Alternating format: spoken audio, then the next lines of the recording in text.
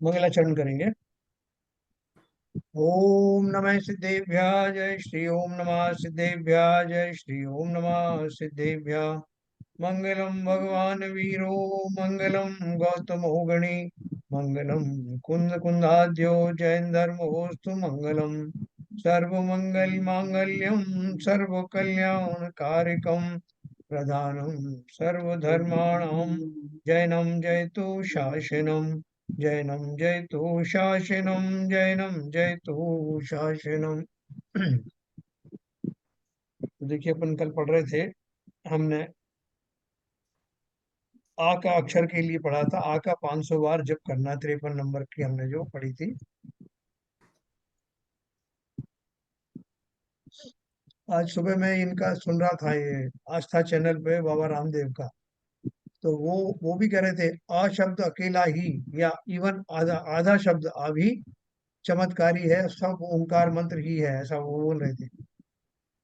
वो जैन धर्म से बहुत प्रभावित है और उनके वैष्णव धर्म में, वैदिक धर्म में भी दिया है। तो वो बोल रहे थे आ तो आधा भी अगर है तो वो पूर्ण माना जाता है और उसका ओंकार से रिलेशन है सीधा। यहाँ अपन ने वही पढ़ा। अवर्णश्य सहस्रार्धम जपन्नानंद समृत है प्राप्नोत्येकोपवासस्य निर्जराम निर्जिताशयः। जो मुनि अपने चित्त को वश करके आनंद से आ इस वर्ण मात्र का 500 बार जप करता है, वह एक उपवास के निर्जरा रूप फल को प्राप्त होता है। अपन ने कल पढ़ा था। तो आ का उच्चारण करने, देखो आ से इनका अक्षरधाम पड़ता है। अक्षरधाम में, वो अक्षरधाम क्या है? वो अक्षरधाम जो है वास्तव में जो आत्मा का ही रूप है। तो वो जो आज से जो बनाते हैं अक्षरधाम के मंदिर वगैरह बनाए, अक्षरधाम वासी जो है आजकल बहुत प्रसिद्ध है सब जगह। हाँ, उसी को वो स्वामी नारायण वाला कहते हैं। तो देखिए, ये हमने 53 नंबर का पढ़ा, आ वाला। 54 नंबर। एतद्विकथितं शास्त्रे रुचिमात्र प्रसादकं किंत्वमीशां फलम सम्यक सर्वमोक्षेक लक्षणम।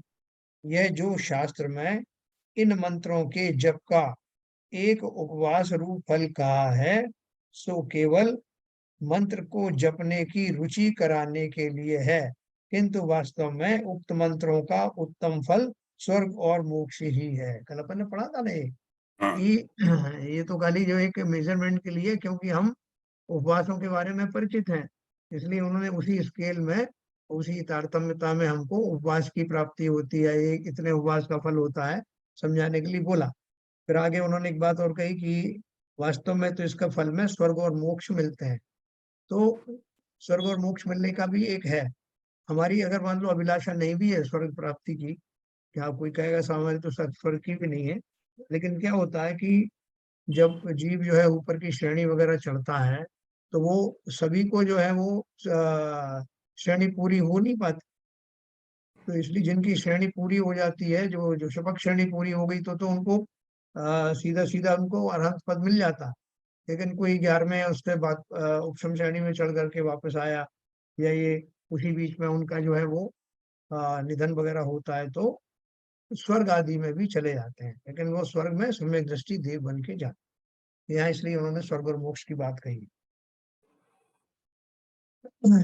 आगे बताया, और वो जो एक भवावतारी भी होते हैं कि वो इस भाव में नहीं तो अगले भाव में मोक्ष चले जाए। फिर अब दियो आ रहा है महत्वपूर्ण है, पंचाक्षर मयी विद्या। या ऊपर पढ़िए। हाँ, पंचवर्णमयी विद्याम पंचतत्वोपलक्षिताम मुनिवीरैः श्रुतैस्कन्धा द्विज बुद्धया समुद्रताम। 5 तत्वों से युक्त 5 अक्षरमयी विद्या को मुनीश्वरों ने द्वादशांग शास्त्र में से सारभूत समझकर निकाला है। यह पंचाक्षरमयी विद्या कौन सी है? ओम राम ह्रीम रूम रों रह असिया उषा नमः। ये शुरू के सब बीजाक्षर हैं, और फिर असिया उषा में नवकार मंत्र है, जो कि बीजाक्षर से रहित है। लेकिन फिर भी बहुत पावरफुल है। तो इसमें इसमें सब आ गया, आपके बीजाक्षर भी आ गए और असिया उषा नमा में पूरा नमस्कार नमस्कार मंत्र आ गया, नमस्कार मंत्र आ गया। ये पांच पांच पांच अक्षर कैसे हुए इसमें? पंचाक्षरमयी, पंचाक्षर ऐसे हुए, ये असिया उषा नमा को उन्होंने गिना है, 1 2 3 4 5, अ सी आ 3, उषा, ये पांच पांच शब्द है, बाकी शुरू के वो बीजाक्षर है। अच्छा। हाँ, मुख्य जो है असिया उषा नमकार मंत्र की अपन ऊपर भी बात चल रहा है ना, 2 अक्षरी में, 65 अक्षरी में सब वो नमकार मंत्र ही चल रहा है, अरंत सिद्ध, अरंत सिद्ध, यही सब बातचीत चल रही है ना। यहाँ असिया उषा जो है वो शॉर्ट में नमकार मंत्र का ही ये रूप है, और उसके साथ में बीजाक्षरों को साथ में लगा देते हैं। अब देखो ये बहुत अच्छा मंत्र है, और ये हमारे लिए आसान भी है। नमोकार मंत्र तो है ही, ये भी बहुत आसान है। ओम राम ह्रीम रूम ह्रो रे अस्या उषा नमः, शॉर्ट है, और 108 बार, नहीं इन्होंने कितनी बार इसका दिया है, इसमें लिखा नहीं है, मगर 108 बार करेंगे तो ये बढ़िया रहेगा। आगे देखो, मन को वश में करना है, किसके मन को, अपना या दूसरे को? स्वयं के मन को वश में करने के लिए।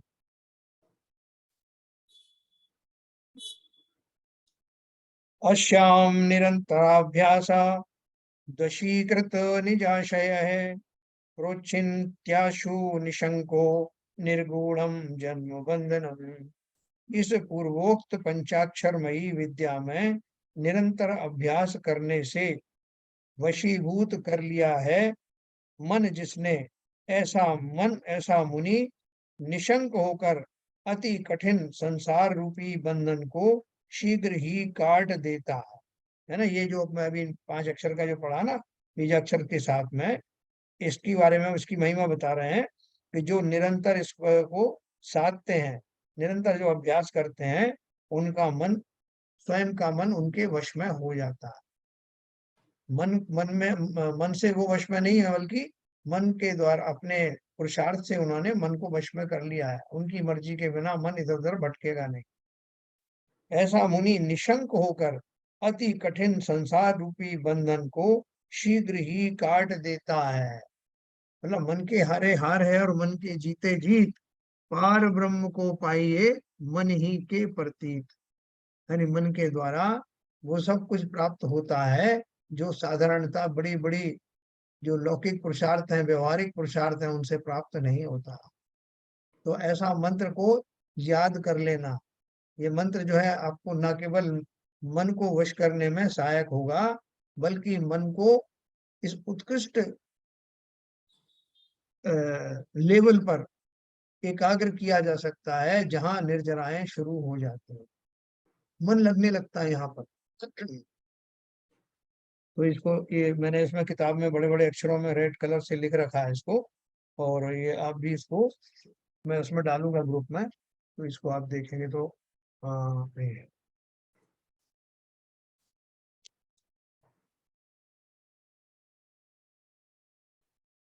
एक बार मैंने इसका अध्ययन किया था, तो ये उस टाइम में मैंने कुछ हेडिंग वेडिंग भी डाली हुई है ये। अभी देखो अगला पद आ रहा है, मंगल कारक उत्तम पद है। एक बार अपन इन सब से इंट्रोडक्शन ले लेंगे, फिर अपन रिवाइज करेंगे इनको, क्योंकि अभी तो खाली इंट्रोडक्शन है। उसके बाद जो विशेष उनके ऊपर ध्यान दे करके एक एक मंत्र के ऊपर अपन चर्चा करेंगे। मंगल शरणोत्तम पद निकुरम्बम यस्तु संयमी स्मरति,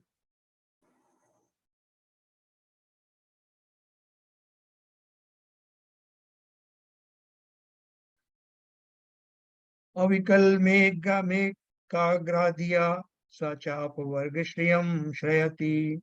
जो संयमी मुनि एकाग्र बुद्धि से मंगल, शरण, उत्तम इन पदों के समूह का स्मरण करता है, वह मोक्ष लक्ष्मी का आश्रय करता। वह मंगल कारक उत्तम पदों का समूह यह है। क्या दिया है? चत्तारि मंगलम अरिहंत मंगलम सिद्ध मंगलम साहु मंगलम केवली पंडितो धम्मो मंगलम चत्तारि लोकोत्तमा अरिहंत लोकोत्तमा। अब इन्होंने देखो इसमें अरहंत लोग लिखा है, अरहंत मंगलम लिखा है, कभी बहन जी से पूछते हैं कि अरहंत है या अरहंता है। सिद्धा लोगोत्तम पढ़ा, सिद्धा लोगोत्तमा साहू लोगोत्तमा केवली पंडितो धम्मो लोगोत्तमो चत्तारि शरणं पवज्जामि अरहन्ते शरणं पवज्जामि सिद्धे शरणं पवज्जामि साहू शरणं पवज्जामि केवली पंडितो धम्मो शरणं पवज्जामि। बहन जी बताइए जरा, इसमें अरहंत मंगलम लिखा है सिद्ध मंगलम, जबकि अपन पढ़ते हैं अरहंता मंगलम सिद्धा। चत्तारि मंगलम अरहंता मंगलम सिद्धा मंगलम, क्या सही क्या है? ऐसे बाकी जो किताबों में लिखा हुआ है वो अरहंता ही लिखा हुआ है, सिद्धा अरहंता। हाँ, इसलिए मैं इसमें मुझे थोड़ा इस संदेह हो रहा है। बहन जी बताएंगे, हैं उधर बहन जी आगे? हाँ ऊपर हाँ, ऊपर ले, मैं हूँ यहाँ पे। हाँ ऊपर ले हाँ, लीजिए। हम लोग भी ऐसे ही पढ़ते हैं, अरहंता मंगलम सिद्धा मंगलम, नहीं ऐसे ही नहीं, पढ़ते हैं। उसको ऊपर लीजिए सर। हाँ नहीं, ऊपर ही अच्छा ये है वाला। हाँ। हाँ हाँ, ओके। हाँ, हाँ, हम लोग भी ऐसे ही पढ़ते हैं। इसमें अलग से क्यों दिया है अरहंत मंगलम सिद्ध मंगलम? क्यों उसका प्लूरल और सिंगल का कुछ फर्क हुआ तो होता है ना? पता अरिहंत नहीं। अरिहंता बोलने से वो प्लूरल बनता है क्या, बहुवचन बनता है? ऐसा ही होगा कुछ। नहीं पता। अच्छा, आवाज आ रही आगे भी किसके यहाँ से आवाज आ रही है भाई? बंद कर देना यार। हमारे घर अरहंता लोगोत्तमा सिद्धा लोगोत्तमा साहू लोगोत्तमा केवली तो ना पंडितो। वो भी, इसमें हम अरहंते शरणम पवज्जामि पढ़ते हैं, इसमें सीधा ही दिया है अरहंत शरणम पवज्जामि, तो हाँ, थोड़ा वो भी सही है, अरहंते शरणम सिद्धे शरणम साहू शरणम पवज्जामि। वो क्यों इसमें लिखा है, जबकि ये कुछ अशुद्धि तो है नहीं, प्रिंटिंग की तो मिस्टेक है नहीं? तो जरा ये पता करना है यार, कहीं और भी जगह पे कहाँ ये तो मंत्र बहुत पॉपुलर है, सब जगह लिखा है, तो कहीं किसी को मिले तो बताइए। तो एनीवे वो क्या बोल रहे हैं कि ये जो संयमी मुनि एकाग्र बुद्धि से 4 मंगल और 4 शरण उत्तम इन पदों के समूह का स्मरण करता है, वह मोक्ष लक्ष्मी का आश्रय करता है। और इस प्रकार से उन्होंने ये मंत्र दिया जो पॉपुलर है, तो अपन उसमें देख लेना करेक्ट करके। तो क्या जवान पे भी वही चढ़ा हुआ है, चत्तारी मंगलम अरिहंता मंगलम सिद्धा मंगलम, तो वो यहाँ ऐसा दिया है, तो जरा देख लें। 58 नंबर का है नेक्स्ट। सिद्धेः सौधम सिद्धेः सौगम समारूढ़मियं सोपान मालिका त्रयोदशाक्षरोत्पन्ना विद्या विश्वा विश्वातिशायिनी। और जगत में 13 अक्षरी विद्या है, और जगत में अतिशय 13 अक्षरों से उत्पन्न हुई यह विद्या मोक्ष के महल पर चढ़ने के लिए सीढ़ियों की पंक्ति है। वो 13 अक्षर का मंत्र इस प्रकार है, ओम अरहत सिद्ध सयोग केवली स्वाहा। ओम अरहत सिद्ध सयोग केवली स्वाहा।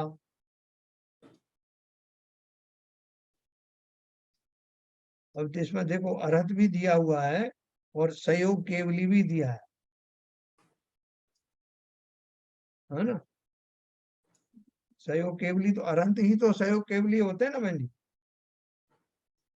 अरहंत सहयोग केवली होते हैं। हम्म,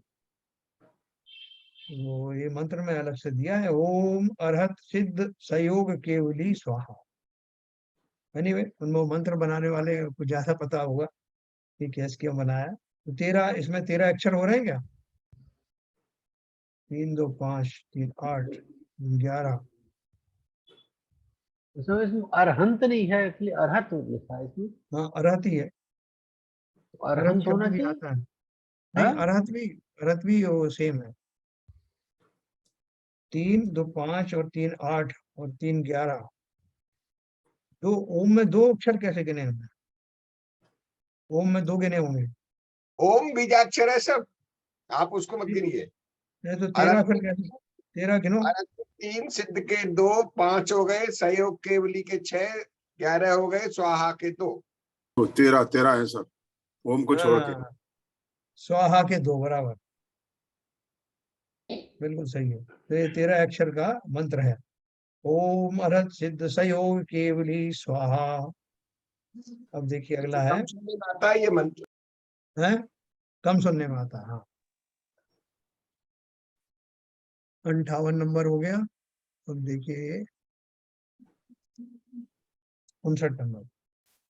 प्रसाद युतो मुद्दे मुद्यर्थ मुक्ति कांताम यशस्वनीम दूतिकेयम मता मन्ये जगद्वंदेर्मयेश्वरे।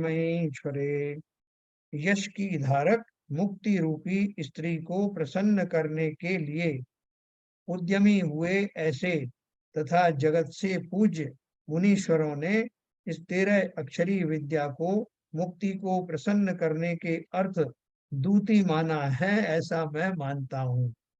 देखो पहले के जमाने में वो जो किसी रानी को या किसी राजकुमारी को अगर वो करना था, कोई उनको प्रभावित करना चाहे, इम्प्रेस करना चाहता, तो उनकी दूती होती थी एक, जो उनकी खास होती थी, जो उनका सेवा करती थी, सेविका। और उसको लोग कॉन्फिडेंस में लेते थे और अपना मैसेज वहां तक पहुंचाते थे। ये पुराने प्राचीन शास्त्रों में आपको बहुत मिलेगा, वर्तमान युग की कहानी होगी। तो यहाँ वो क्या बोल रहे हैं कि मुझे किसी को प्रसन्न करना है, तो उसके लिए दूती की जो भूमिका होती है, वो भूमिका इस मंत्र की है, 13 अक्षरी विद्या की। यश की धारक मुक्ति रूपी स्त्री को प्रसन्न करने के लिए, कौन सी स्त्री कौन है? मुक्ति रूपी। तो उसको प्रसन्न करने के लिए जो उद्यत हुए हैं ऐसे तथा जगत से पूज्य मुनीश्वरों ने इस 13 अक्षरी विद्या को मुक्ति को प्रसन्न करने के अर्थ दूती माना है, ऐसा मैं मानता हूँ। कहने का अर्थ वही है, थोड़ा अलंकारिक भाषा है। तो कहने का अर्थ है जिनको मोक्ष में जाने की अभिलाषा है, वो इन 13 अक्षरी विद्या को सिद्ध करें, इन 13 अक्षर की विद्या का जाप आदि करें, जिससे मुक्ति के मार्ग पर वो स्थापित हो सके। अगला है 60 नंबर का। अभी विंडो जो आ रही है इसे बंद कर दीजिए। हाँ ये कैसे आ गई विंडो है? गॉट इसको इट है ना, ऊपर गॉट इट में क्लिक कर दीजिए आप। इसमें गॉट इट आ रहा है ना, एक विंडो गॉट इट लिखा है, गॉट इट राइट साइड में ऊपर blue window. Blue window got it है ना, दो सेटिंग या गॉट इट है, हाँ एरो गॉट इट को नीचे कर लाओ, दो आप। एरो नीचे इसमें लाओ। गॉट इट भी नहीं है, नहीं आ रहा और गॉट इट भी। हाँ हाँ ये बस यही कर दीजिए। हाँ बस। हो गया। हाँ, तो ये 60 नंबर का 5 पदी मंत्र है इसमें। सकल ज्ञान साम्राज्य दान दान दक्षम विचिंतय मंत्रम जगत्त्रयीनाथ चूड़ा रत्नम कृपास्पदम। यह मंत्र सकल ज्ञान के साम्राज्य यानी केवल ज्ञान के देने में प्रवीण है और जगत त्रय के नाथों के चूड़ा रत्न समान है तथा कृपा का स्थान है। तो हे मुने, तू चिंतवन कर। वह मंत्र ओम ह्रीम श्रीम अरहम नमः। अरम नहीं है सर, है? अरम नहीं है। ओम ह्रीम श्री नमः। नहीं अरहम भी है ना ओम इसमें। ओम ह्रीम श्री नमः। अरहम भी तो है। तो अच्छा इसमें इसमें नहीं नहीं है। लिखा, यस, किताब में दिया है। इसमें नहीं है। ओम ह्रीम 60 नंबर का। इससे ओम 5 ह्रीम अक्षर बनते हैं। श्रीम। हाँ ये कितने अक्षर का है ये? 5 जो जो इसमें डिस्प्ले हो रहा है वो 5 है। हाँ 5 पदी मंत्र लिखा भी है इसमें। हाँ तो इसमें एक ओम ह्रीम ह्रीम श्रीम अरहम 4। ये तो 7 हो जाएंगे वो, अरम के साथ 7 हो जाएंगे सर। नहीं ये अक्षर ही नहीं, 5 पद लिखा है इसमें, 5 पदी मंत्र। तो ह्रीम श्रीम अरहम नमः ये 4 हुए और एक ओम, ऐसे ही 5 हो रहे हैं। इसमें नहीं वो इसमें दिया नहीं है। देखिए ओम एक हो गया, हाँ ओम ह्रीम दूसरा, श्री नमः 2, 5 हो गए इसमें।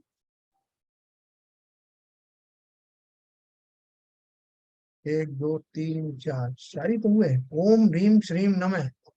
हाँ, नमा के दो। अक्षर नहीं पद की बात है। अक्षर की बात यहाँ नहीं है, ये पद की बात है। ओम एक पद हो गया, ह्रीम एक पद हो गया, श्रीम एक पद हो गया, और न में मिला के यहाँ 4 हो रहे हैं। तो किताब में एक और ऐड किया उन्होंने, अरहम। इस तरह से 5 पद हो रहे हैं, ये अक्षर की बात नहीं है।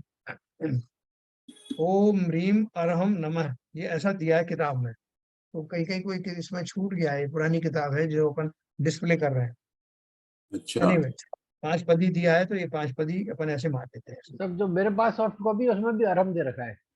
हाँ अरहम है उसमें, कुछ अरहम है। जो डिस्प्ले अपन कर रहे हैं इसमें कुछ चीजें मिसिंग है। हाँ, इसमें ना अरहम है, चाश ओम ह्रीम श्रीम अरहम नमः। नमः, न चास्य भुवने कच्चित् प्रभावं गदितुं क्षमः, श्रीमत्सर्वज्ञ देवेन यह साम्य मवम वदते। इस मंत्र का प्रभाव लोक में कोई भी कहने को समर्थ नहीं है, क्योंकि यह मंत्र श्रीमत् सर्वज्ञ देव की समानता को धारण करने वाला है। ये कौन सा मंत्र? ये जो ऊपर 5 पदी मंत्र कहा है, ओम ह्रीम श्रीम अरहम नमः। वो अपन जो बहुआ पारसनाथ वाले पारसन का कौन सा मंत्र पढ़ते हैं? ओम ओम ह्रीम। ह्रीम पार्सनाय नमो नमः। हाँ, ऐसे बहुत सारे मंत्र हैं। तो यहाँ जितने मंत्र दिए उसके अलावा भी बहुत सारे हैं। तो ये बोल रहे हैं कि ये जो मंत्र है इसका प्रभाव भी बहुत जबरदस्त है। तो इसमें से अपन को क्या करना चाहिए कि जो मंत्र हमें अच्छा लगे या तो वो पिकअप कर लो, या बदल बदल के भी मंत्रों का जाप कर सकते हो। फिर एक पंच अक्षरमयी मंत्र एक और आया है इसमें। पंच अक्षरमयी पहले भी था एक 55 नंबर पर। देखो इसमें क्या है अलग। स्मर कर्म कलंकोग ध्वांत विध्वंसवास्करम पंचवर्णमयम मंत्रम पवित्रम पुण्यशासनम।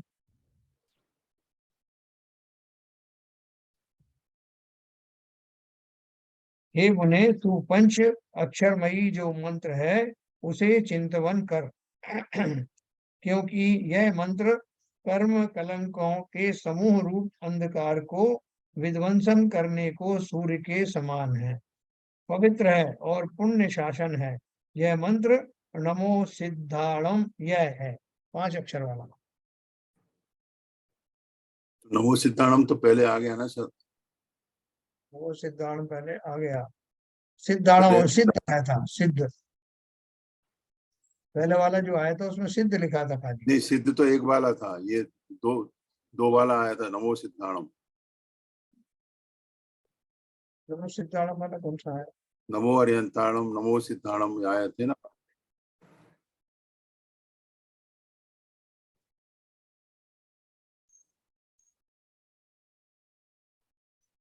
अभी जो अपन ने पढ़ा उसमें तो वो नहीं आया था, नमो अनंताणम आया क्या? नहीं, कल जो पढ़े। कल जो पढ़े थे उनमें देखो 50 नंबर का से मैं आपको दिखाऊंगा, अरहंत सिद्ध खाली लिखा है उसमें, अनंताणम नहीं लिखा। तो देखो मैं आपको 50 नंबर से दिखाता हूँ।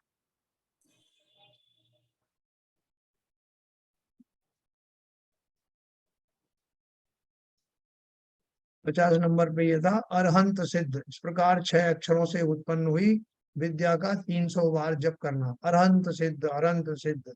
उसके बाद अरहंत अकेला आया था, फिर उसके बाद सिद्ध अकेला आया। अच्छा, हाँ, फिर उसके बाद में ये पंचवर्णमयी आया, इसमें ओम राम रीम रूम रो रहे जो अपन ने आज पढ़ा, असिया हाँ, उषा नम है। उसके बाद में फिर ये 5 पद वाला आया, ये वाला आया जो पूरा जो। तब इसमें थोड़ा सा अटपटा लग रहा है, क्योंकि अरहंत सिद्ध बोलेंगे तो या तो नमो साथ में लगाए या नमः साथ में लगाएं। केवल अरहंत अरहंत नमः तो लगना जरूरी है, या फिर शुरू में नमो अरहंताड़म बोले हैं। नहीं, वो अपन को इसलिए लग रहा है कि अपन वो उसको मिलाकर के पढ़ते आए हैं। ऐसा एक एक अपन को कोई आ अक्षर का ध्यान करने को बोले तो वो भी अपन को बहुत अटपटा लग रहा था कि आ का हाँ, कैसे करें, है ना? सिंपल आ का कैसे करेंगे? तो तो मोस्टली इन्होंने भी नमः लगाया है ना, जहाँ जैसे अभी जितने आए इसमें नमः लगा हुआ है, सब में नमः लगा। हम बट ऊपर के मंत्रों में नहीं है ना ये। अभी जैसे आम इन दो आप में ये नहीं था एक्चुअली, वो दो जो अरहंताड़म बताए हाँ, और अ अक्षर बताया, उनमें नहीं है बस। नहीं देखो अपन ने कितने में देखा ऐसा, ये अपन ने अ, ये षोड़ाक्षरी अक्षर में, षोड़ाक्षरी विद्या में तो है अरहं सिद्ध आचार्य उपाध्याय सरसाधुभ्यो नमः।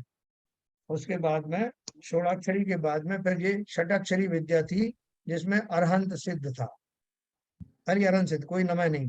फिर अरहंत अकेला एक, इन 4 अक्षरों का मंत्र। फिर सिद्ध, इन 2 अक्षरों का युग्म। उसके बाद में फिर ये आया था आपका पंचाक्षरी, नहीं आ शब्द आया।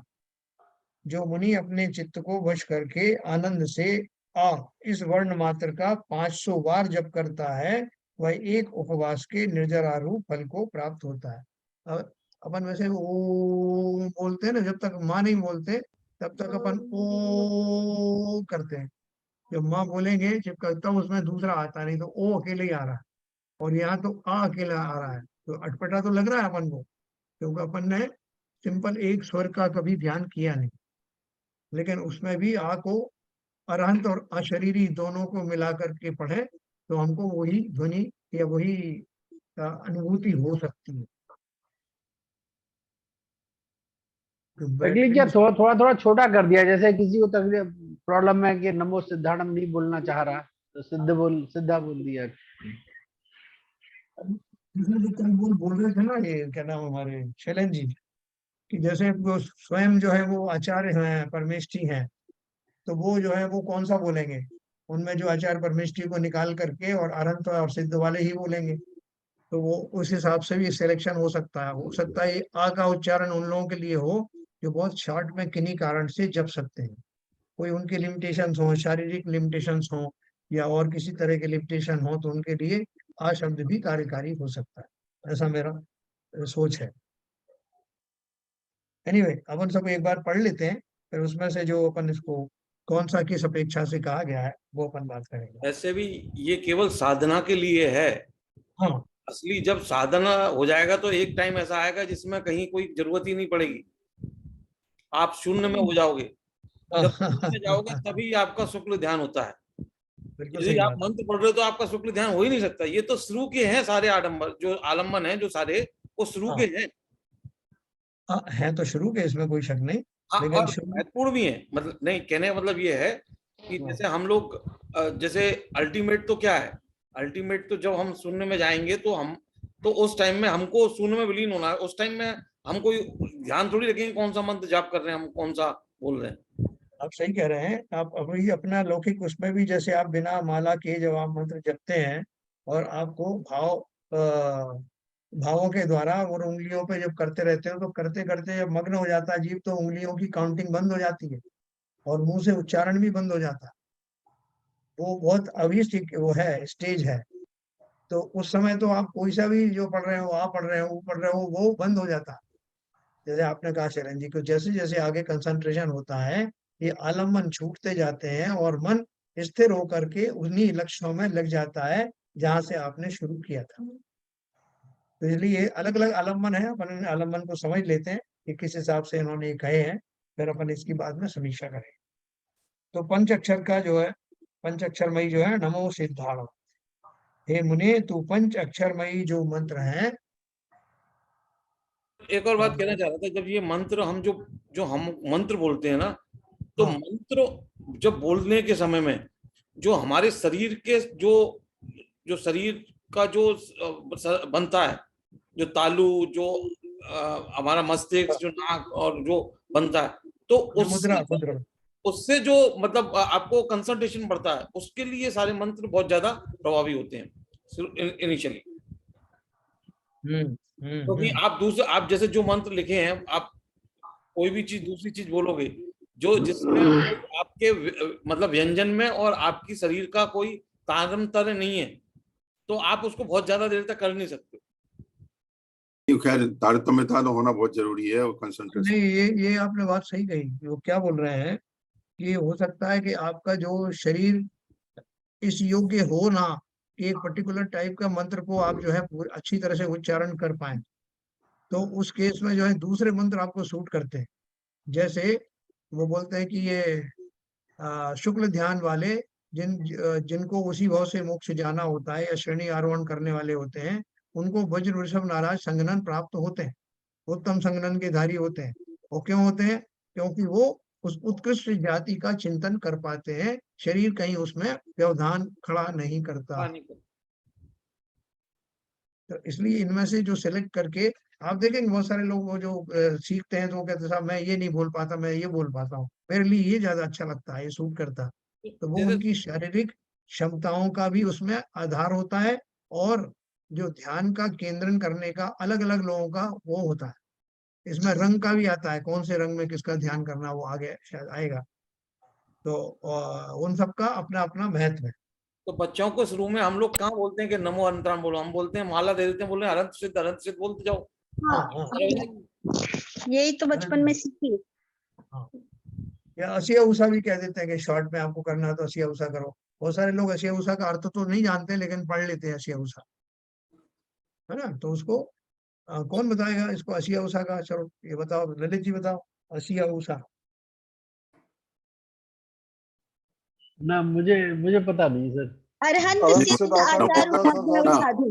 पूरा नमोकार मंत्र सिद्ध आचार्य उपाध्याय हाँ। साधु। अरहंत सिद्ध आचार उपाध्याय जी साधु।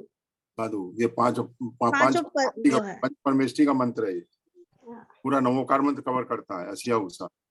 एक एक अच्छा एक एक अक्षर ले लिया उसका। यस हाँ। सर, वही तो एक्सप्लेन किया था पीछे, कल विवेचन किया था ना इसका असिया उषा का। हाँ, अभी भी किया था आज शुरू करते समय। जो 5 अक्षरी मंत्र है उसमें ओम राम रीम रूम हुआ असिया उषा नमः, तो वही तो बताया था जैन साहब ने, असिया उषा का जी मैं लेट सो ज्वाइन किया था। देखो जब तक ये मंत्र चल रहे हैं सब लोगों से निवेदन है कि बिल्कुल टाइम पर आए। जब अपन वो ये करते हैं मंगलाचरण, तब से सबको मौजूद रहना जरूरी है, क्योंकि ये बहुत बारीक सब्जेक्ट है। इधर उधर हो गया तो आपको बैकग्राउंड चला जाएगा। तो इसलिए मेरी सबसे विनती है कि अपन जो है दूसरे काम छोड़ करके, दूसरे काम भी हो सकता नहीं साहब मैं 8:05 पे फ्री होता हूँ, 8:10 पे फ्री होता हूँ दूसरे काम, लेकिन यहाँ बहुत कंसंट्रेशन की जरूरत है। और ये टॉपिक ऐसे हैं कि हर जगह हर कोई इसकी चर्चा करेगा नहीं। ये तो अपना बाई चांस अपन ज्ञान ने शुरू किया है, उसमें ये चैप्टर अपन को पढ़ने को मिल रहा है। ना तो ये सभी ग्रंथों में मिलेगा और ना ही सभी जो स्वाध्यायी है वो इस ग्रंथ को लेकर बैठेंगे। ज्ञानानंद ग्रंथ के ऊपर प्रवचन आपको बहुत पॉपुलरली नहीं मिलेंगे, बहुत कम लोगों ने उस पर प्रवचन किए। तो इसलिए मेरी निवेदन है कि अपन को कोई दूसरे काम है तब भी ये टाइम हमारा है, एक एक मिनट कीमती है। और इसमें कोई अपनी शान थोड़ी कि नहीं साहब मैं सब आ जाते हैं उसके बाद आता हूँ। बड़े बड़े समारोह में भी मैं ऐसे ही करता हूँ, जब सब पहुंच जाते हैं तब मैं वीआईपी के तौर पर पहुंचता हूँ, ऐसा तो यहाँ है नहीं ना। तो इसलिए बहुत विशेष ध्यान रखें, श्रद्धा पूर्वक अपन को सुनना है। जिन वाणी के प्रति श्रद्धा है, वक्ता के प्रति श्रद्धा हो या ना हो, तो इसलिए इसका ध्यान रखिए। तो ये अपन ने कौन सा नंबर का पढ़ा? 62। नमो सिद्धाणम नमो अनंताणम नमो सिद्धाणम। तो देखो 63 नंबर का पढ़ेंगे। सर्वसत्वाभय स्थानम वर्णमाल विराजितम स्मर मंत्रम जगत जंतु क्लेश संतति घातकम। हे मुने, तू समस्त जीवों का अभय स्थान तथा जगत के जीवों के क्लेश की संतति को काटने वाला और अक्षरों की पंक्ति से विराजमान ऐसे मंत्र का चिंतन कर। क्या कहा उसमें विशेषण? तू समस्त जीवों का अभय स्थान, मतलब जिससे जिसके पढ़ने मात्र से, जिसके स्मरण मात्र से जो निकलने वाले स्पंदन है उनसे बहुत सारे जीवों को शांति मिलती है, तथा जगत के जीवों के क्लेश की संतति को काटने वाला। क्लेश कैसे कटते हैं कि जिस समय तीर्थंकर का जन्म होता है तो बोलते हैं नरकों में भी एक क्षण की शांति आ जाती है। तो कहाँ से आई वो शांति? तीर्थंकर तो गए नहीं वहां, लेकिन उनके जन्म के जो फलस्वरूप जो एनर्जी जनरेट होती है वो पॉजिटिव एनर्जी नरकों तक में शांति का अनुभव करा देती है। इसी तरह जब समोशरण आता है तो उस समोशरण की एक परिधि होती है, उतने क्षेत्र में सुभिक्षु आती है, सुकाल आता है, उत्तम फलों से फूलों से लद जाता है, सुंदर मंद पवन बहने लगती है। ये सब कहाँ से आता है? तो उसी प्रकार से वो बोल रहे हैं कि ये जब कोई मंत्र जपने वाला होता है, उस मंत्र के जपने के माध्यम से बहुत सारा शोभ उत्पन्न होता है, बहुत सारे स्तंभन शुरू हो जाते हैं, अपन ने पढ़े ना। और जगत में बहुत सारे जीवों को जो कष्ट होते हैं, वो कष्टों से उनको किंचित निवृत्ति भी मिल जाती है। बहुत से कहते हैं पता नहीं क्या हुआ, मैं महाराज के दर्शन करने गया और मुझे जो है बड़ी शांति मिली। कहाँ से आई वो शांति? और मेरे फला फला रोग था वो रोग तो था ही नहीं। मैं उनसे प्रश्न पूछने के लिए गया, लेकिन खुद ही उसका समाधान भी मिल गया। ये सारी घटनाएं घटित होती हैं। इसलिए मंत्र की बहुत महिमा है। ये बोल रहे हैं कि जिसने इस मुनि इनका चिंतन किया भली भांति, उनसे बहुत जीवों को, उनको तो लाभ हुआ ही हुआ, आसपास के जीवों को भी बहुत लाभ पहुंचा। तो समस्त जीवों का अभय स्थान तथा जगत के जीवों के क्लेश की संतति को काटने वाला और अक्षरों की पंक्ति से विराजमान ऐसे मंत्र का चिंतन कर। वह मंत्र यह है, ओम नमो अर्हते केवलिने परम योगिने अनंत शुद्धि परिणाम विस्फुर विस्फुर दुरु शुक्ल ध्यानाग्नि दग्ध कर्म बीजाय प्राप्तानंत चतुष्टाय चतुष्टयाय सौम्याय शांताय मंगलाय वरदाय अष्टादश दोष रहिताय स्वाहा। बोलो, तो बोलोगे इतना लंबा? पूरा आपने यज्ञ कर दिया है? यज्ञ का मंत्र बोल दिया पूरा।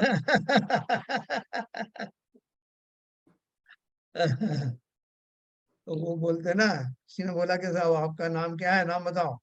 तो उसने बोला साहब मेरा नाम केपी है। उन्हें केपी एपी नहीं, पूरा नाम बताओ। तो उन्होंने लंबा चौड़ा बोल दिया, करना निधम त्रिलोकनाथ फलाने फलाना करके। बोले नहीं नहीं ठीक है, उससे तो वही ठीक है। तो ऐसे ही जो बड़ा मंत्र देख करके घबरा मत जाना कि मुझे तो आप एक पद का बता दो, बस वही काफी है ना। देखो अपनी अपनी सबकी जो है यथा योग्य उसकी उसका औचित्य होता है। ये मंत्र जो है, जो आपने सही कहा, कोई बड़े बड़े विधान वगैरह में, कहीं पूजन में, यज्ञ आदि में ये बड़े बड़े मंत्रों का उपयोग किया जाता है। लेकिन वहां चूंकि मंत्र का प्रकरण चल रहा है, इसलिए सभी मंत्र जो हमको हमारे ध्यान में लाए जा रहे हैं। तो वैसे आप अलग से आप करेंगे तो आपको अच्छा लगेगा, बड़ा मंत्र है तो ज्यादा उपयोग ज्यादा देर तक टिक सकता है। 64 नंबर का देखते हैं। स्मरेन्दु मंडलाकारं पुंडरीकं मुखोदरे दलाष्टक समासीनम वर्णाष्टक विराजितम।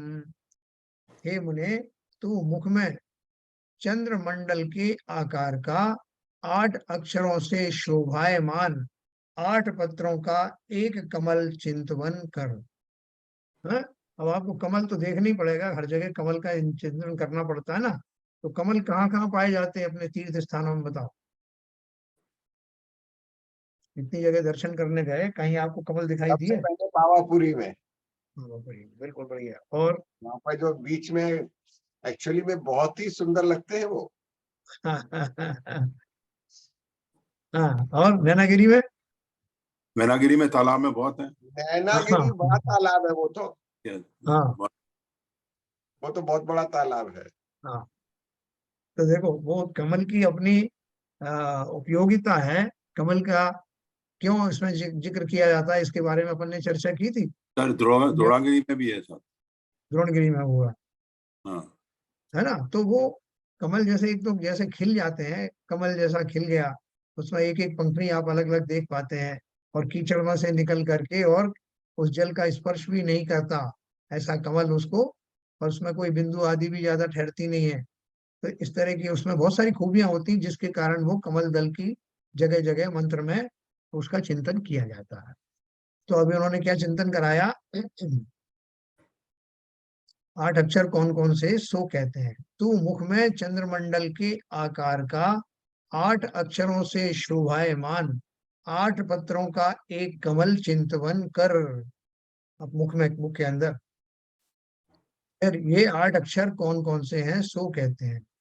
ओम नमो अर्हन्ताणामिति वर्णानपि क्रमात् एकशः प्रतिपत्रं तु तस्मिन्नेव निवेशयेत्। ओम नमो अर्हन्ताणम, ये 8 अक्षर मुख में स्मरण किए हुए उस कमल के 8 पत्रों पर क्रम से एक एक अक्षर का स्थापन कर ध्यान करना चाहिए। 8 अक्षर कौन से हुए ये? 2 और 3 2 5 2 7 और एक ओम मिला के 8 है ना, 8 हो गए। जी हाँ। तो अब इनमें से सिलेक्शन कर लेना कि आपके जो मुख में जो कमल है उसके 8 पत्रों में ओम कहाँ से शुरू करना है, कौन सी दिशा से ओम शुरू करते हुए क्लॉकवाइज डायरेक्शन में चले जाना। किसी भी डायरेक्शन में जा सकते हो, अपन जनरली क्लॉकवाइज में जाते हैं।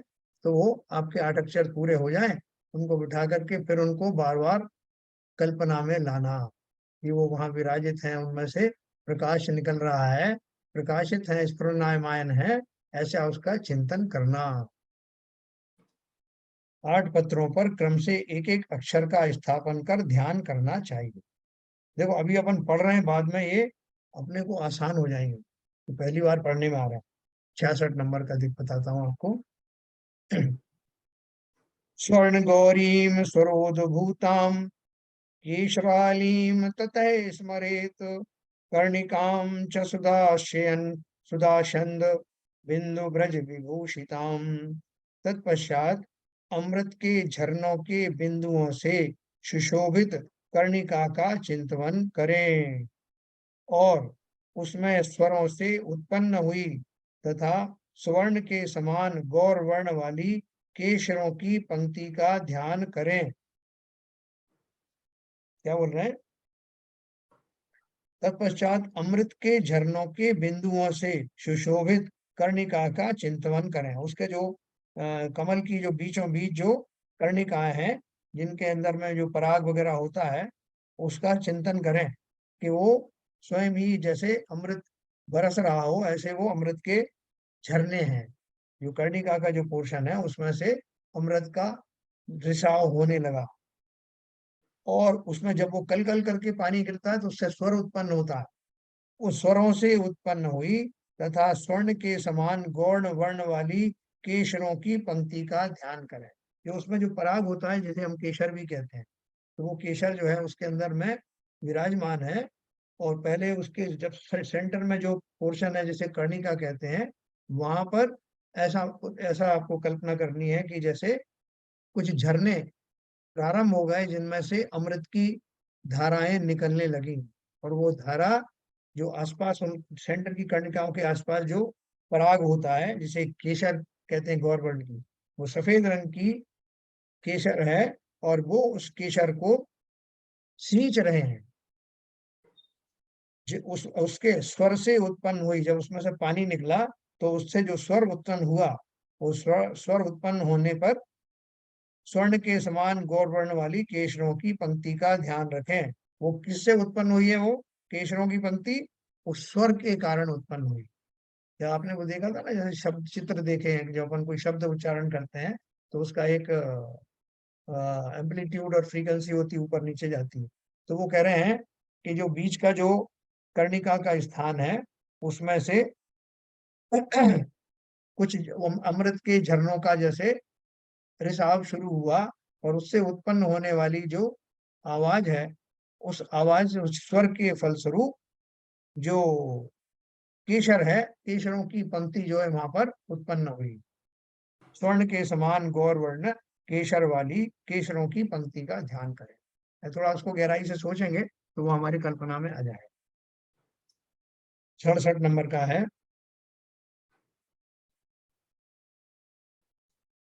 प्रोद्यत् संपूर्ण चंद्राभम चंद्रबिंबाच्छनैः शनैः समागच्छत् सुधा बीजम मायावर्णम तु चिंतयेत। पश्चात उदय को प्राप्त होते हुए पूर्ण चंद्रमा की कांति के समान चंद्रबिंब से मंद मंद अमृत बीज को प्राप्त होते हुए मायावर्ण ह्रीम का चिंतन करें। अब हीम का चिंतन कैसे बताया?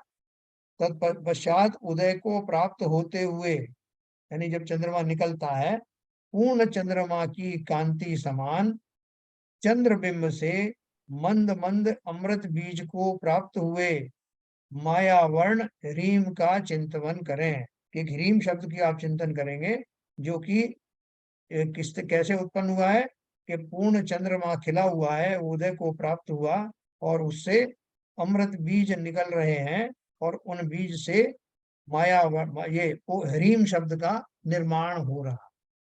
थोड़ा कठिन है कल्पना करना, लेकिन वो थोड़ा अपन और बार बार पढ़ेंगे तो समझ में आएगा कि उसको एक पूर्ण चंद्रमा के समान समझ करके और उसमें से अमृत बीज निकल रहा है, अमृत रूपी जो जल निकल रहा है उससे उत्पन्न हुआ। जैसे कई बार आप देखो कि हम कि निरंतर गमले में एक जगह पर कोई पानी की धारा डालते हैं तो वहां कुछ हरियाली सी उग जाती है। तो उसी प्रकार से चिंतन करना कि एक जगह पर आनंद के जो है बिंदु डाले जा रहे हैं और जिसके कारण से वहां उत्पत्ति हुई, किसकी उत्पत्ति हुई? ह्रीम शब्द की। तो उसको उत्पन्न होता हुआ देखना। पूर्ण चंद्रमा खिला हुआ है, उससे अमृत धार निकल रही है और अमृत धार से जहां पड़ रही है वहां पर ये ह्रीम शब्द माया वर्ण बोला, ह्रीम नाम का जो अक्षर है उसकी उत्पत्ति हो रही। इस माया वर्ण का किस प्रकार चिंतन करें सो कहते हैं। ये जो ह्रीम शब्द है उसका वो कैसे उत्पत्ति हुई है, वो फिर से उसको एक बार बोलना, उसका चिंतन कैसे करना।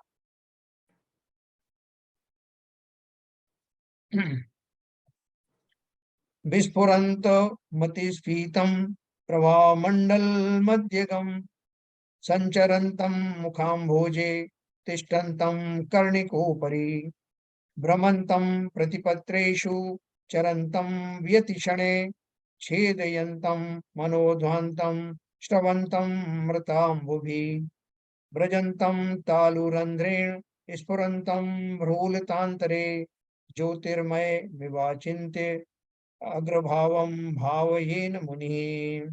ऊपर ले लीजिए। उपर्युक्त हाँ उपर्युक्त माया बीज ही अक्षर को स्फुरायमान होता हुआ, उपर्युक्त माया बीज ह्रीम अक्षर को स्फुरायमान होता हुआ अत्यंत उज्जवल प्रभा मंडल के मध्य प्राप्त हुआ। कभी पूर्वोक्त मुखस्थ कमल में संचरता हुआ, कभी कभी उसकी कर्णिका के ऊपर तिष्ठता हुआ तथा कभी कभी उस कमल के 8 दलों पर फिरता हुआ तथा कभी कभी क्षण भर में आकाश में चलता हुआ, मन के अज्ञान अंधकार को दूर करता हुआ, अमृतमयी जल से छूता हुआ यानी रिश्ता हुआ तथा तालुआ के क्षेत्र से गमन करता हुआ, भोहों की लताओं में स्फुरायमान होता हुआ, ज्योतिर्मय के समान अचिंत्य है प्रभाव जिसका, ऐसे माया वर्ण का चिंतन करे। ये थोड़े कठिन कठिन मंत्र हैं जो कि जिनका की बहुत अभ्यास हो जाता है मंत्रों में, फिर वो इस तरह के जो कठिन मंत्र हैं उनकी साधना करते हैं।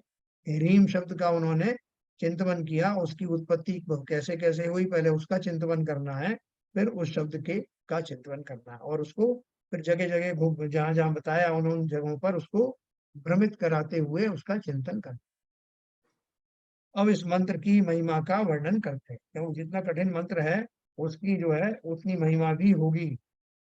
तो क्या बताया? वाक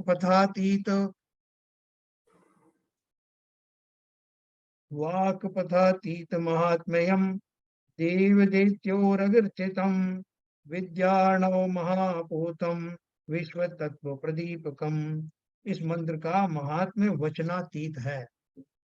इसको देव दैत्य नागेंद्र आदि सब पूजते हैं तथा यह मंत्र विद्या रूपी समुद्र के तिरने को महान जहाज है और जगत के पदार्थों को दिखाने के लिए दीपक ही है। देखो अभी आपको ही समझ में आया होगा कि जो मुनि लोग जो है ध्यान करते हैं तो वो ध्यान क्या करते हैं, अपना ऊपर ऊपर से पढ़ते साहब वो निरंतर ध्यान करते रहते हैं मुनिराज। किस चीज का ध्यान करते हैं? तो अपन ज्यादा से ज्यादा एक जनरल स्टेटमेंट दे देते हैं कि आत्मा का ध्यान करते हैं। तो आत्मा का ध्यान करने के लिए और सशक्त रूप से ध्यान करने के लिए इन मंत्रों की साधना या इन मंत्रों का चिंतन किया जाता है, जो आत्मा के चिंतन का ही प्रतिबिंब है।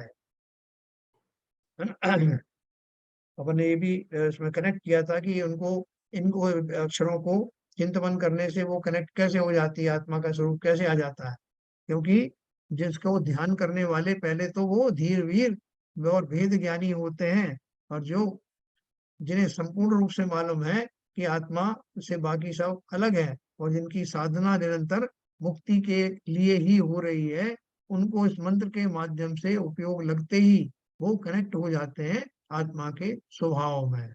और स्वभाव के बारे में अपन ने पढ़ा था, स्वभाव तो विद्यमान पहले से ही है, खाली आवश्यकता है ऊपर के जो अशुद्धियां हैं उनको हटाने की।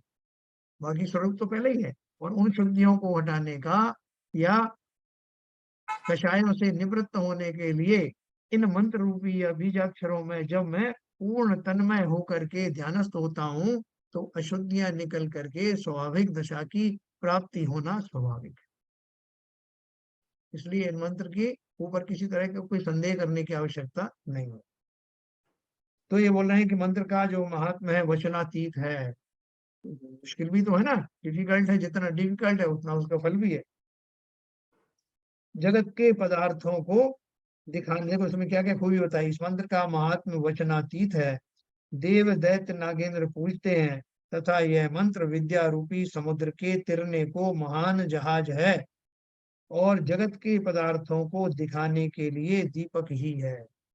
यानी जगत के पदार्थों को दिखाने का अर्थ क्या है, दो तरह से है। एक तो ये कि सामान्य तौर पर जिन वस्तुओं को मैं नहीं देख पाता हूँ, केवल ज्ञान का जैसे आंशिक रूप में मैं उन वस्तुओं को देख पाता हूँ ध्यान के प्रभाव से। दूसरा, मेरे अंदर में स्वयं के अंदर में जो जो दोष रह गए हैं, और जो सारे जिनके माध्यम से मुझे और आगे अपनी तैयारी करना है, वो सब भी मुझे आभास होने लगता है।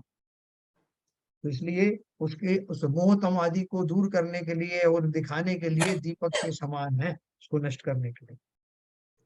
72 नंबर अपन पढ़ेंगे।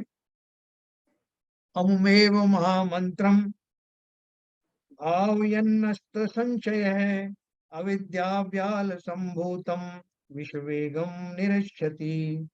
इसी महामंत्र का संशय रहित होकर ध्यान करने वाला मुनि अविद्या रूपी सर्प से उत्पन्न हुए विष के वेग को दूर करता है। देखो ये कितनी बढ़िया बात कही। इसी महामंत्र का संशय रहित होकर, मैंने अभी आपका संशय जैसे दूर करने की कोशिश की, ये बोल रहे हैं कि वो जो ध्यानी है उसको अब किसी प्रकार का कोई संशय नहीं रहता। सम्यक दृष्टि है तो वैसे भी संशय से रहित होता है।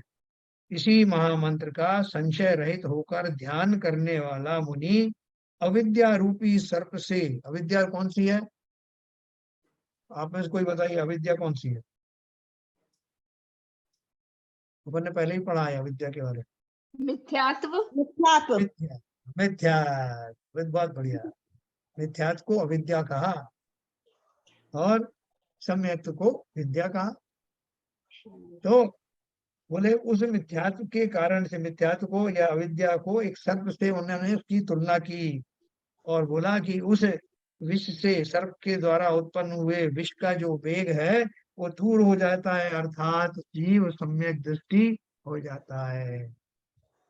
मैंने आपसे कहा था ना कि मंत्रों की साधना करते करते डबल फायदा आपको हो सकता है। ये हो तो जिस मार्ग के लिए आपने उसका चयन किया है उसकी प्राप्ति तो होगी, वो थोड़ी स्लो हो सकती है, लेकिन साथ में सम्यक दर्शन भी उत्पन्न हो सकता है अगर वो पहले से उत्पन्न नहीं है तो। इसलिए डबल डबल फायदा है। किसी भी मंत्र को जब आप बहुत लगन से विधिवत करेंगे, उसका मर्म समझ के करेंगे, तो ये अविद्या भी जाती रहेगी। इसलिए ऐसा चमत्कार पूर्ण ये मंत्रों की साधना कौन बुद्धिमान नहीं करना चाहेगा। तो इस तरह हमने पढ़ा। लास्ट वाला है, लास्ट मतलब आज के लिए लास्ट। इति ध्यानस्सो, ऊपर चलो। इति ध्यायन्नसो ध्यानी तत्सन्लीनैकमानसः वांग मनोमल मुत्सज्य श्रुताम बोधिम विगाहते।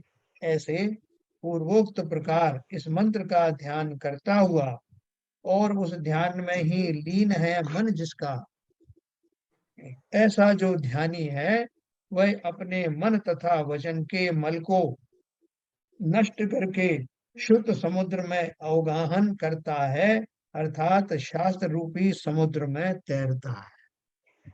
देखो अपन कहते हैं कि साहब फलाने आदमी ने बड़ा उसको पारंगत हो गया शास्त्रों में, द्वादशांग का ज्ञान हो गया उसको, 12 ही अंग का संपूर्ण ज्ञान हो गया, और 12वें अंग का, या किसी को बोलते हैं कि 11 अंग और कुछ पूर्व, जैसे 14 पूर्व में से किसी को 2 पूर्व का, किसी को 4 पूर्व का ऐसा ज्ञान हुआ।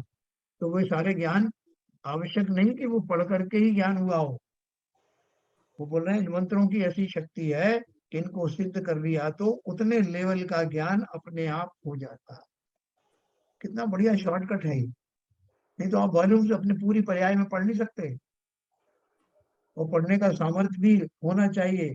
इस पंचम काल में तो अंगों का ज्ञान होता नहीं, पूर्व का ज्ञान होता नहीं, लेकिन ये धर्म ध्यान किया जा सकता है, और धर्म ध्यान के फलस्वरूप वो श्रुत लक्ष्मी अर्थात जिनवाणी के समस्त अंगों का किंचित ज्ञान अवश्य किया जा सकता है। ऐसा बढ़िया अमोघ शस्त्र मिला है शॉर्ट में। तो बोल रहे हैं श्रुत समुद्र में अवगाहन करता है, अर्थात शास्त्र रूपी समुद्र में तैरता है। अब कल मैं आपको बताऊंगा एक विशेष बात कि 6 महीने के अभ्यास से मुख से धुएं की बत्ती दिखने लगती है, धुआं निकलता हुआ दिखे। तो कल मैं आपको इस मंत्र के बारे में विशेष तौर से बताऊंगा। आज अपना समय हो चला, कोई आपका कोई प्रश्न हो या कोई और डिस्कशन करना हो तो अपन कर सकते हैं।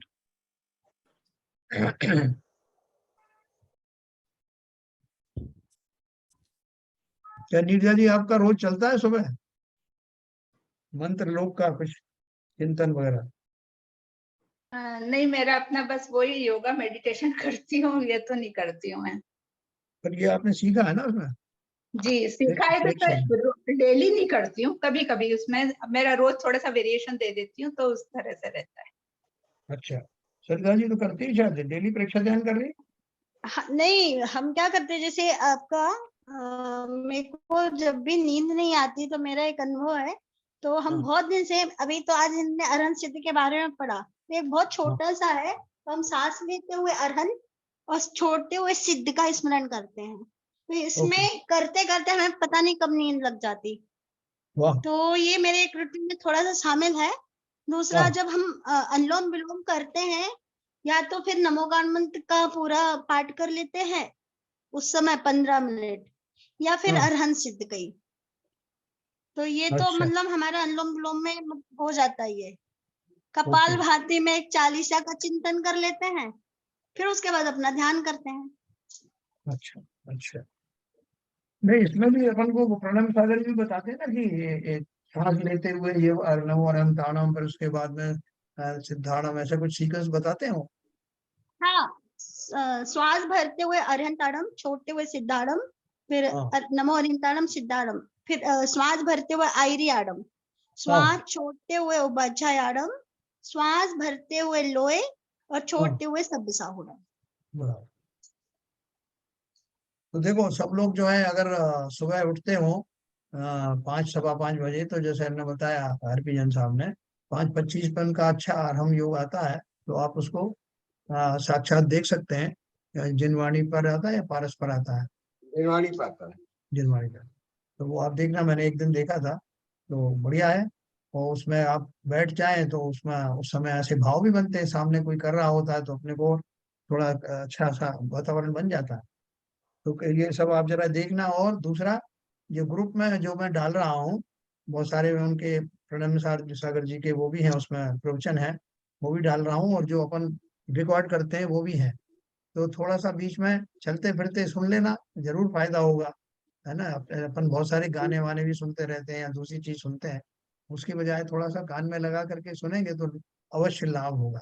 ऐसे तो एक और सूचना मैं बता सकता हूँ, 9 बजे जिनवाणी पे रात को 9 बजे तत्वार्थ सूक्त का वाचन होता है। ये प्रणम महाराज द्वारा तत्वार्थ सूक्त का वाचन होता है, और बहुत ही अच्छे अच्छे अर्थ बताते हैं। एक तत्वार्थ सूत्र में छोटे छोटे सूत्र हैं, लेकिन उनका बहुत ही बृहद रूप उनको बताते हैं बहुत अच्छी तरह से। तत्वार्थ सूत्र और रिपीट आ रहा है ये एक के बाद एक, बहुत अच्छी तरह से। देखो हमारे हरकिशन साहब सुबह और शाम दोनों टाइम ही इसको सुनते हैं, तो बहुत बढ़िया बात है ये, कि जो समय का सदुपयोग करना और टीवी का सदुपयोग करना बहुत बढ़िया है साहब, कंटिन्यू करिए। और हम में से जो लोग इधर जिन्हें मालूम नहीं है, सूचना का लाभ उठा के जब जैसा कन्वीनियंट पड़े, बल्कि we should make it convenient, हमको यस, उसको अपने हम खबर का कचरा देख लेते हैं। हाँ, तो चलिए तो बहुत बढ़िया। तो ये मंत्र लोक में अपन धीरे धीरे बढ़ रहे हैं, इसमें से अवश्य ही कुछ तो लाभ होगा। अभी चैप्टर काफी बड़ा है और इसमें ये सारे चीजें आएंगी, तो आप सुनते जाइए। उसमें और भी आएगा, पाप भक्षणी विद्या आएगी, और वैराग्य परक मंत्र आएंगे। देन आपके जो है क्रूर जंतु भूत प्रेत के उपद्रव को कैसे जो है वश में करता है, वो सब आएंगे। तो बहुत अच्छे अच्छे मंत्र आएंगे, इनको अपन एक बार समझ लेंगे, तो फिर जब कभी भी कहीं हमें उसमें सेलेक्ट करना होगा, अपने हिसाब से अपन कर जिनवाणी स्तुति करेंगे।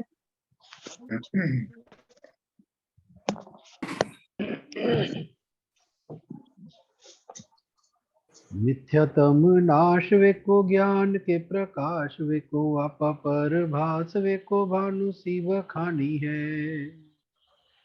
छह द्रव्य जान वे को बंध वेधि भान वे को स्वपर पिछान वे को परम प्रमाणी है। अनुभव बताए वे को जीव के जताए वे को काहू न सताए वे को भव्य और आनी है। जहाँ तहाँ तार वे को पार के उतार वे को सुख विस्तार वे को यही जिन वाणी है। हे जिन वाणी भारती तो है जब पूजन रैन, जो तेरी शरणा गए सो पावे सुख चैन। या वाणी के ज्ञान से सूझे लोकालोक, सो वाणी मस्तक धरो सदा देते हैं धोख, सदा देते हैं धोख। जिनवाणी माता की जय। नमो कार्बन।